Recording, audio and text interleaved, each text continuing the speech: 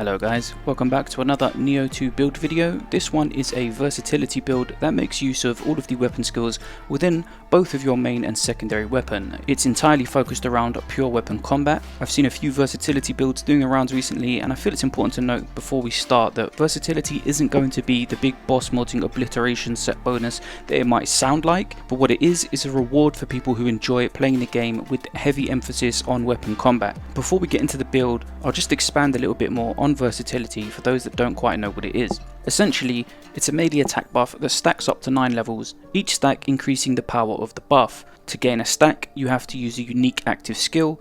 Using a specific active skill will count as one stack, so you can't just use the same active skill in a different stance. To get the other 8 stacks, you have to use 8 completely different skills. You can use the same skill repeatedly or as many times as you want, you just won't gain another stack until you use a unique skill. Each stack stays active for a decent amount of time, but once you reach the 9th stack, you really need to make the most of it, as it will start to drain until it's gone completely and you need to start over. I haven't seen any confirmed numbers yet, but word on the forums is 9 stacks is around a 40 to 50% damage increase, so think of it like Tenjin's pre-nerf high stance buff, only it actually takes some skill to activate. I'll just roll some footage in the dojo of me fighting a yokai with low level weapons to showcase obtaining 9 stacks using different skills.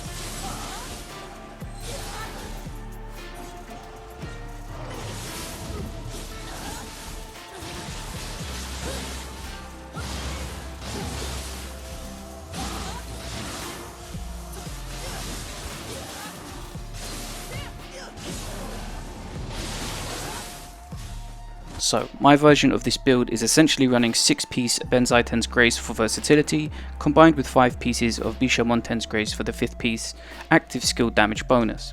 We are also stacking active skill damage in every piece that we can. This is a sword and dual swords hybrid build, but due to the nature of the build, you can run this build with any weapon combination that you want. All you would need to do is change your level stat allocation. So, because all of our set bonuses on the armor and weapons come from graces, you can also use any armor or weapon that you want. Personally, I've chosen 2 pieces of veterans for damage taken mid-attack, 2-piece governors for damage taken at critical, as well as the added toughness and defense from being heavy, and the water buffalo horn helmet that increases defense on life gained, which is permanently active with life on Amrita absorption with extraction talisman. This buff also stacks with the dual swords mystic art firm resolve that gives us a defense buff when attacking with dual swords. So for the weapons, I'm running both a sword and dual swords that can be forged natively with purity. For our accessories, Yasakani Megatama is of course mandatory, but the other accessory is entirely up to you. Toshi's Abacus has always been my favourite for the 90% movement speed buff on kill. A quick look at my stats before we go further into the build. On my sword I have active skill break, active skill key damage, active skill key consumption, attack bonus, heart and block. The attack bonus, heart and block are coming from gold inheritables. On the dual swords, break, active skill key damage, active skill key consumption, attack bonus, heart coming from gold inheritable. On my ranged weapons, damage bonus agility is the only important role, but I personally prioritize anything that increases ranged weapon speed and movement speed.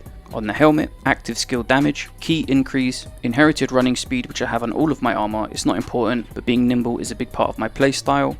And then we have gold inherited attack and life increase. For the chest, active skill damage, life recovery on Amrita absorption, a star roll of melee key damage. Now ideally this would be skill damage, but it's really hard to get both a grace that you want with a star roll that you want, so you've got to settle sometimes. And then we have gold inherited attack and running speed. Now I will say, if you're not going for a star roll, you can probably fit another tempered skill on here that I am missing, and that is damage taken at critical. Damage taken at critical is the second best roll you can get on a chest piece after life absorption, but I simply just don't have room for it here. For the gloves, toughness, because I'm just about hitting 300 toughness with this build, natively rolled attack increase, gold inherited running speed and dodge key consumption.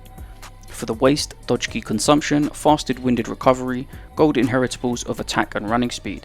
For the boots, inherited toughness, running speed, a star roll of active skill damage, dodge key consumption and attack coming from gold inheritables. For my Toshi's Abacus, I have key increase, elemental damage taken reduction, other realm resistance and a star roll for melee damage versus 0 key enemy. Now I could have obtained one that had skill damage increase, but this is actually still really useful against yokai bosses who you will definitely struggle against more than humans with this kind of build. On my Yasakani, definitely take life recovery on Amrita absorption, elemental damage taken reduction, key increase and a star roll of active skill damage. So if you want to know how I got these star rolls on my accessories, I re-rolled them using a large Sudama. I'll give you a little tutorial on how to do that when we get to the soul cores, as I also use this method to re-roll them as well. For my scroll, I'm running with active skill damage, increase attack winded enemy, and active skill key damage. I would actually rather this active skill key damage was active skill key cost reduction, but the number you get for that is really small, so this seems to be of more value. But key cost reduction is also a very important factor this build due to the nature of constantly chaining combos together to maintain your versatility. This buff here is absolutely fantastic and it's so easy to proc. Obviously it will activate when you deplete a human enemy's key, but this also applies to yokai. So you deplete a yokai's key,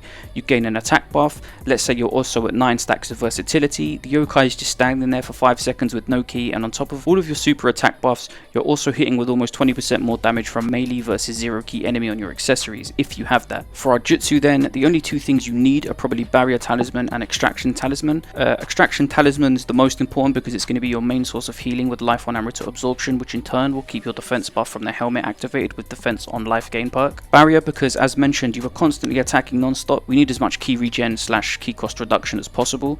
The only thing I don't like about this talisman is it also purifies yokai realms automatically, and I like to purify them manually for the attack buff that I get with Purify Yokai Realm Heaven in the Samurai skill tree. I personally carry Life Leech Talisman for those super high level yokai boss fights. This will just let you stay aggressive without needing to worry about healing. So for the Spirit Guardian, we are running Kurama Tengu. We have the Anima Charge bonus on cumulative damage. It's very nice, but it's not essential to the build. But the next stat, active skill key consumption minus 10%. This alone is a reason to run this spirit with this build. It's a fantastic perk. Yokai ability damage purified enemy is not really important, but it does have its uses because we are running Purity. Dodge key consumption minus 12%. Brilliant perk for this build. We are dodging constantly. Key recovery unscathed, again perfect. At 4 HP we have 14% higher key recovery speed. So for the cores, I am running Kasha, mostly for the faster movement on Amrita absorption, which is permanent with the extraction talisman, but she's also great at applying Scorch, so if we ever feel like we need to use this, we can instantly apply Confusion, which again mostly comes in handy on yokai bosses. You'll never need to spend your anima on humans, not even for burst counters. Next we have on Ryoki for the damage taken mid attack reduction, and then Nepepo, but only to be used in a very specific way. See, passively he's giving us plus 16 life recovery on Amrita absorption, which is its main use for me. However, his damage buff on ability use, whilst normally is a no-brainer, you have to be very careful with this on this build because of the key debuff. Basically, I'm only ever going to activate this ability if I'm already at 9 stacks of versatility and it's time for the big damage. Otherwise, trying to build versatility with this buff on is only going to severely hurt your key management. Now, importantly, you'll notice all of my cores are divine and they have -1 attunement cost, which is needed for every single one of these in order to fit them all onto the build. To get these, along with my accessory rolls, I re-rolled them via the Big Sudama. So the Big Sudama can be found on various missions. I like to use the Cherry Blossoms mission, and to trade with him, all you're going to do is drop the item you want re-rolled, then you drop another item that you want to sacrifice. The item doesn't need to be the same, but it should be in the same category. For example, I drop a Yasakani Magatama and then I drop any other accessory. If I drop a Kasha Soul Core to be re-rolled, I can drop a Tengu Core to be sacrificed. The Sudama is going to take the sacrificed item as payment, then re-roll the first item that you dropped, giving it back to you. If you don't get the rolls you want, you just quit to the main menu, load back into the last shrine you prayed at. So I always make sure to run to the Sudama first, then I'll open up any gates or drop any ladders that's going to make the trip faster if I have to run through here again.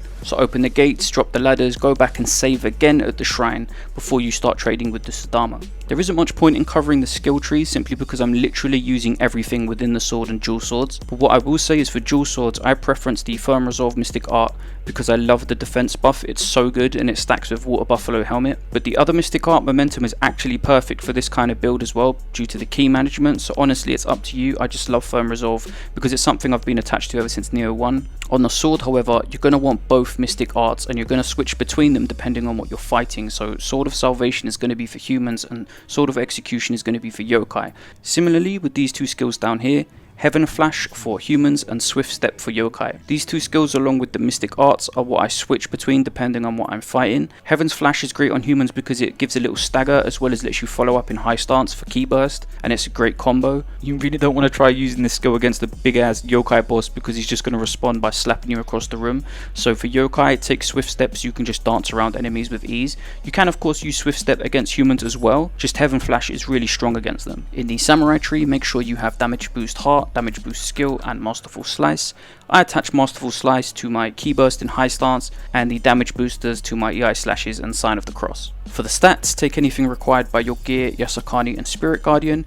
Then we want 99 Heart, Skill and Constitution. The Constitution is optional. You could go for Strength to max out your damage, you could go for Courage for better key regen, but honestly things in Dream of the Demon hit like a truck and I don't even want to imagine what the next two difficulties are going to bring, so Constitution is going to feel like a mandatory stat by then, I'm sure. 13 points in Magic is enough for me to fit all of the spells I need, 10 points in Dex lets me carry 3 quick change scrolls. Now I have 53 points in Stamina, which was enough to hit B Agility, but then I started dumping points into Strength as I leveled up more, and because of that my encumbrance has dropped even further, meaning if I really wanted to min-max I could respec to take 1 or 2 points out of Stamina, but yeah, prioritizing Strength over Courage simply for the extra damage, though Courage also wouldn't be a bad choice for that tasty key regen.